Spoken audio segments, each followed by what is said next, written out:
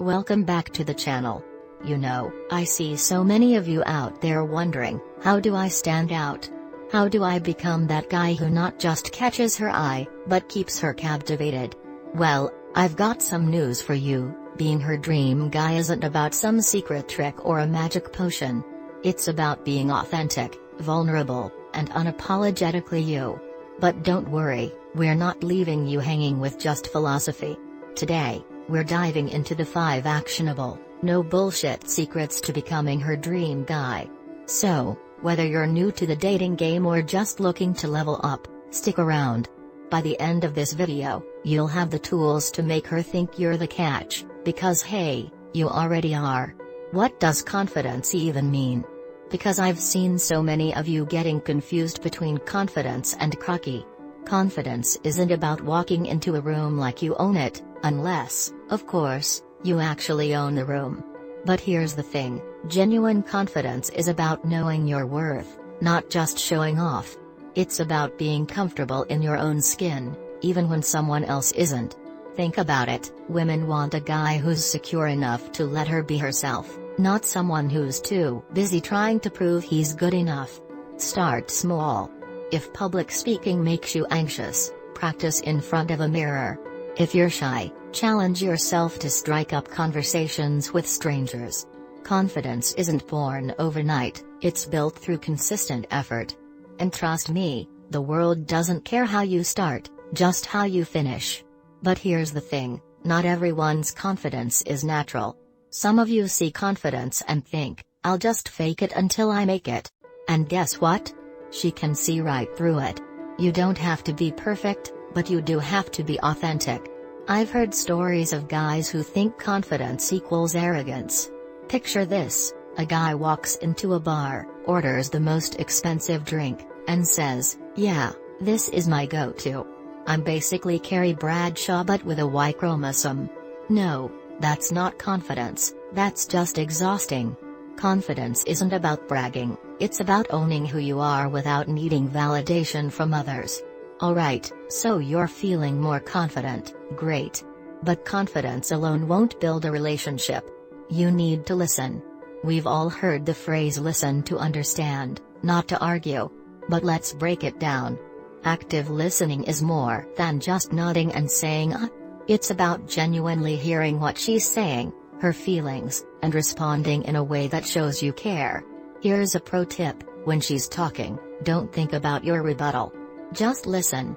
And I mean really listen, put down your phone, make eye contact, and reflect back what she's saying. It's like this, so, what I'm hearing is. It shows you're paying attention, and trust me, that's insanely flattering. But here's the mistake, planning your rebuttal while she's speaking. I've seen it happen. You're so focused on what you're going to say next that you're not actually absorbing a word she's saying. And believe me, she notices. It's like having a conversation with a brick wall. I remember this one time, my friend went on a date where he was so busy thinking about what to say next that he didn't even notice she was talking about her favorite book. Instead of engaging, he spent the entire dinner planning his response to a political argument she hadn't even started yet. Spoiler alert, the date didn't go well. But not for the reasons he thought. Alright, so now you're listening actively, it's a solid foundation. But here's the next step, being there for her emotionally. Here's the thing, women don't just want a partner who's there for the fun stuff. They need someone who's there through the ups and the downs. It's about showing up when life gets messy, not just when the skies are sunny. Alright, so how do you do this? First, validate her feelings. Even if you don't agree, say something like, that sounds really tough. I'm here for you. It doesn't mean you have to fix everything, it just means you're acknowledging her experience. And second, offer support without overstepping. Let her take the lead in deciding what she needs. But here's the mistake, trying to fix everything. Not every problem needs a solution. Sometimes, all she needs is someone to sit with her in the mess. And by mess, I mean sitting on the couch eating ice cream while she cries about her job. I've had this conversation with a guy who messaged me after a breakup. He said, I tried to fix everything, But she just didn't appreciate it. Maybe because he was trying to fix it? Comfort isn't about solving the problem, it's about being there. So, instead of saying, "Why didn't you just do this or that?" try saying, "I'm sorry you're going through this. What can I do to make it easier?"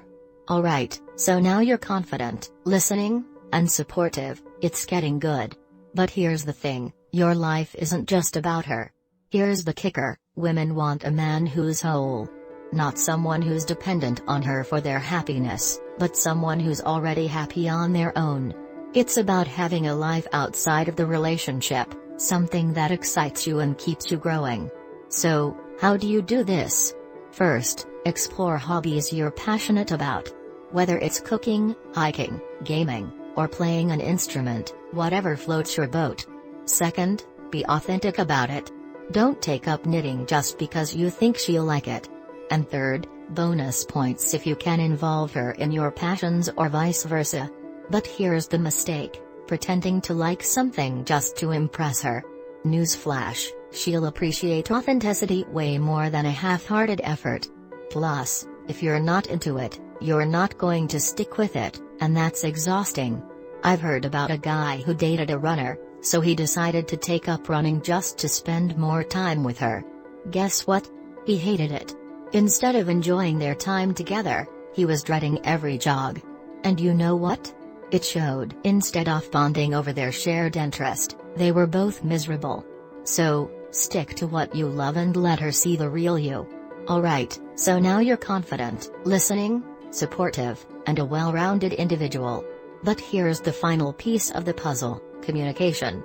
Here's the thing, no one's perfect, and no one's going to get it right 100% of the time. But what matters is that you're willing to talk about it. Communicate your needs, your boundaries, and your feelings, even when it's uncomfortable. Here's how. First, choose the right time and place. You don't want to dive into a serious conversation when she's about to leave for work. Second, use I statements. Instead of blaming or accusing, say, "I feel." It keeps the conversation about your feelings, not about assigning blame. Third, listen as much as you speak. Communication is a two-way street. But here's the mistake, being passive-aggressive. Whether it's muttering under your breath or giving the silent treatment, it's toxic.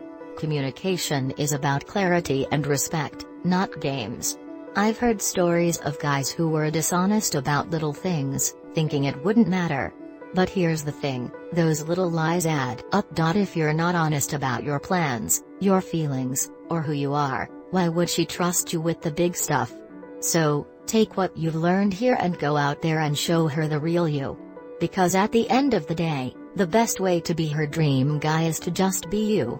You've already got what it takes, now go out there and own it.